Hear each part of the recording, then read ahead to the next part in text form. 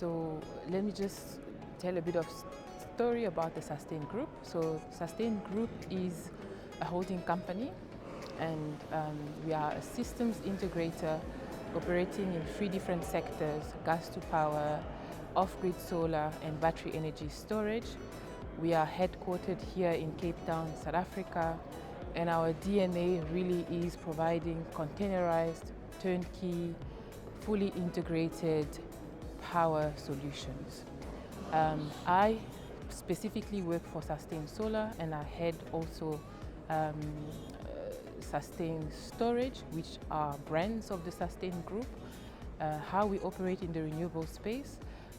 Primarily in the past, our target market has been the off-grid / mini-grid sector on the continent. And so the company was founded 5 years ago, more or less. And that's also around the same time where a lot of effort started, let's say, accelerated to increase electricity connections across the continent. So SDG 7, ensuring that everyone is connected by or has access to modern forms of power by 2030. And if you look at some of the challenges that the continent faces, it's very evident that at least 40%, if not more, of the connections that will be required in the next decade would be more cost effectively done by off-grid solutions. So that has been our target market. We provide containerized solar PV, inverter, battery storage systems to mini-grid developers. To date, our track record has really been on the design, engineering, manufacturing, which is all done here in Cape Town. We have our systems integrator. We've done our homework. We have selected really reliable, tier 1 trustworthy technology that we offer our clients. And we've got about 16 systems currently across now 7 countries. So anything from Malawi, Uganda, the DRC, Lesotho, South Africa, we've got a system, and also South Sudan and Sudan now. So that's the Sustain Group in a nutshell, well, SustainSolar in a nutshell.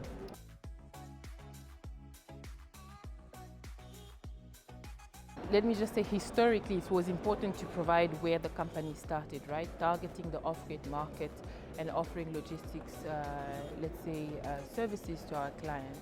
However, so we've recently launched what we call Sustain Storage. Currently, it's a brand. It's a range of integrated battery energy storage system, and we are very excited. So do we see South Africa as a key market? 150%. So on the off-grid side, not so much. The unconnected population in South Africa is about 10% more or less. And those are all the hard-to-reach connection points where it would just be too expensive to extend the grid, right? But on the storage side, if you look at market trends, South Africa is the largest storage market on the continent.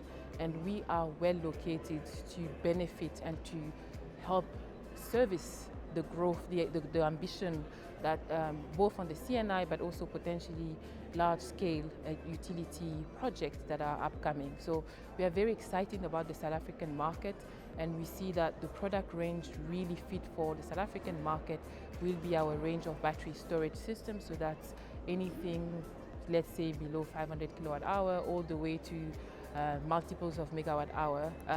We spent the last year identifying the right technology package, inverters, batteries. We have very exciting conversation with CNI, EPCs and project developers, and we believe that in the next year or so our landscape, but also our business, let's say a business model just based on the revenue segment will change significantly.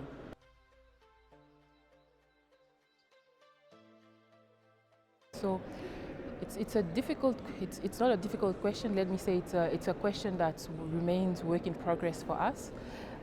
If I talk about the health sector, definitely we see that not just for the storage product range, but also on the off-grid side. So as a result of the pandemic, there's a lot of, let's say, momentum that's currently being built. Power Africa is leading and coordinating a few initiatives like HETA and health facility electrification program. So we're excited about the rollout and the scale up of such programs.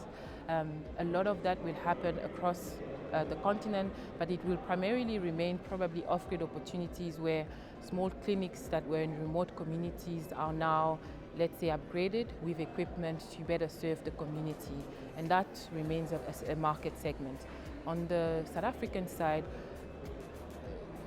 we haven't dealt directly with the end clients, and that's been strategic in the sense that a lot of how we see ourselves is we are systems integrator and we can work with EPCs. So if we look at the inquiries we've received from EPCs, it's been anything from the manufacturing sector that has been badly affected by load shedding. It's been a few residential opportunities where large, let's say, residential complexes are trying to ensure that they can offer reliable power to their residents. And it's also been on the agriculture sector. So that's sort of the three subsectors where I see that. Although that said, our first large-scale backup system was in fact for a hospital. So that also remains one of the relevant applications in South Africa. Yeah.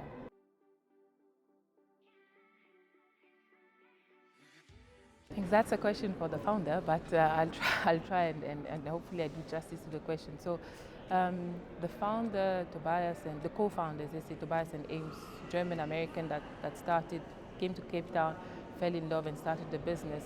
And I think the mission has remained the same over the last 5 years. And it's really changing the way developing economies generate power and ensuring that that's done effectively, efficiently, professionally, and that at the end of the day, the client, be the developer and or the community that gets connected, gets best value for money. So what is our DNA? Our DNA is to ensure that we reach SDG 7, that everyone, at the end of the day, where possible on the continent, and where we have, we are given an opportunity to make a difference, gets the best technology package and reduces some of the hurdles. That's the DNA of the company, and I think it's now flown down from the founders all the way to the last person. We've gone through an exercise where we've had to define our values and how we do things, diversity is one of them. So we come from a very diverse team. I think we have at least 8 nationalities in the team. Excellence is the other, and innovation. So we constantly challenge ourselves to improve our product range price-wise, but also engineering-wise. And then impact, right? So if everything that we do did not have an impact, I want to believe that we would probably not be in this business. So at the end of the day, it really is about, I think we did an interview previously where Tobias was talking about it, and he was saying there's almost nothing that's replaceable when you see the smiles on the communities, and for the first time, they have lights and the kids can study late at night, or the woman that used to stay at the corner can now double her income because she can offer, she has access to a fridge and can sell drinks that are cold, and or even keep food that doesn't, have to go off because of access to power. So at the end of the day, I think the sort of, we say mission driven, but it really is about the impact.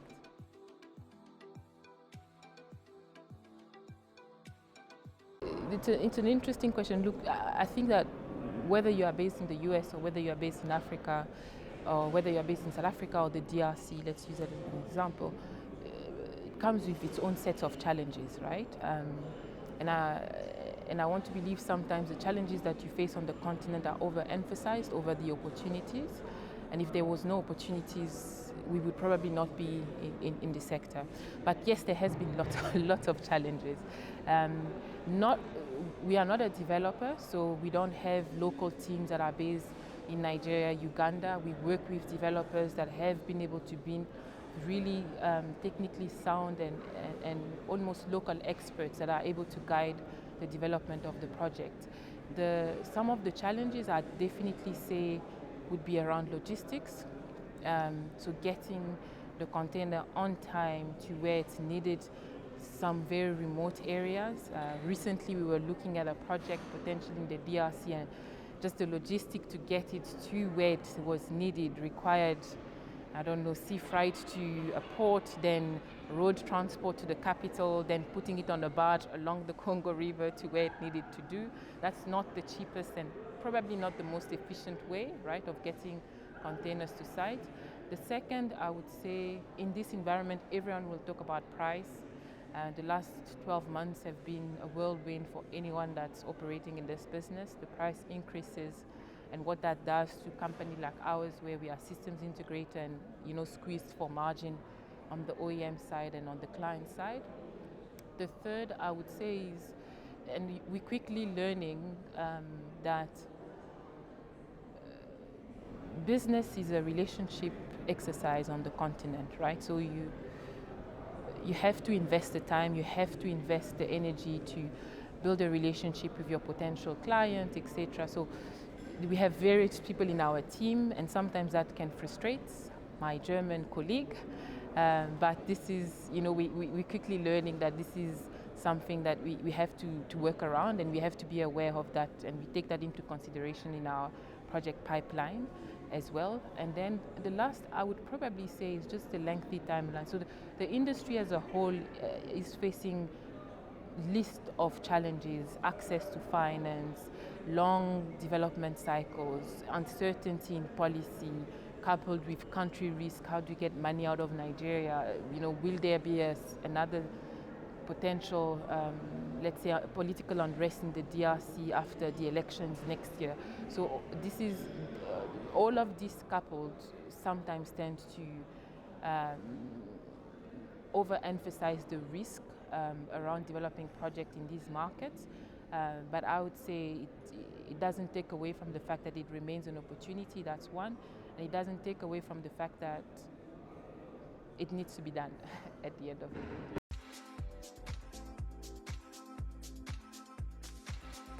We have a long wish list, and that wish list will probably coupled to developers who'd like to see projects approved a lot quicker, because if projects are approved quicker, that means our sales cycles are a lot shorter as well.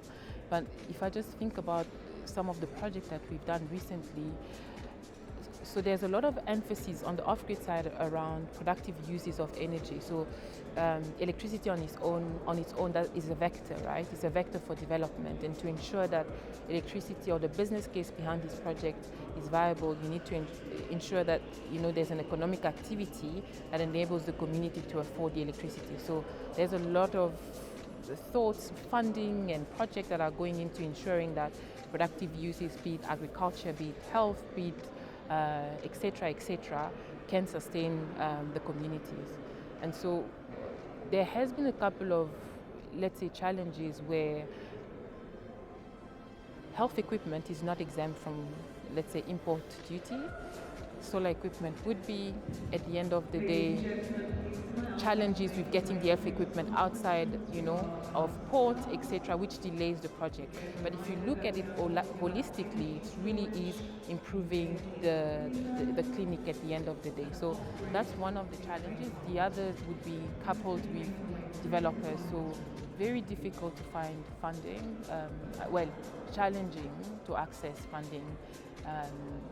Oftentimes ticket size for projects are quite relatively small, etc. So just saying that as a result of the challenges that we've identified, SustainSolar has put together its own construction finance facility, and the idea really is to be able to service developers in markets where result-based financing facilities are being set up, being Nigeria, Uganda, etc., where we can pre-finance our containers, help them kick their milestone payment a lot quicker, and on the back of accessing milestone payment from the grant, they can then repay us. So that's one of the instruments that we've put together in response to some of the challenges that we've observed in the market. The other challenges from a regulatory perspective, I'd say, if I was to put my hat from the conversation with developers, certainty around tariffs, shortening the authorization process, environmental licenses, distribution licenses, accessing the land. So there's a lot of work that African government need to take on to ensure that the environment is ripe for the development of projects like that, and that you are attracting credible developers that will in fact deliver the impact that you want. On the South African side, also exciting times. I see that the storage handbook has been published, so there's a lot of work that's currently going to try and create local standards for energy storage. There's a lot of work also being done around, fine-tuning the business case for energy storage. So we're very excited to be part of those conversations. I think load shedding is probably the biggest frustration, but also the biggest opportunity for the sector at the moment. And we are quite busy.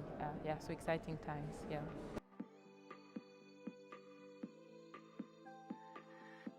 Thank you for having us.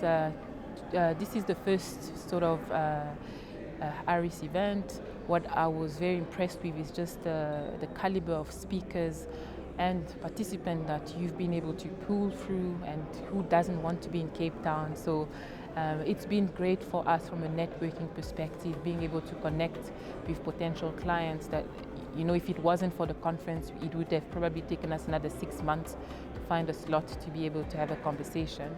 So from that perspective, I'd like to thank the ARIS team, because I know you worked tirelessly to make this happen. And I wish you the best. So we look forward to an even bigger event next year. And there's definitely space for events of this nature and conversation of this nature in the sector. Yeah, so thank you.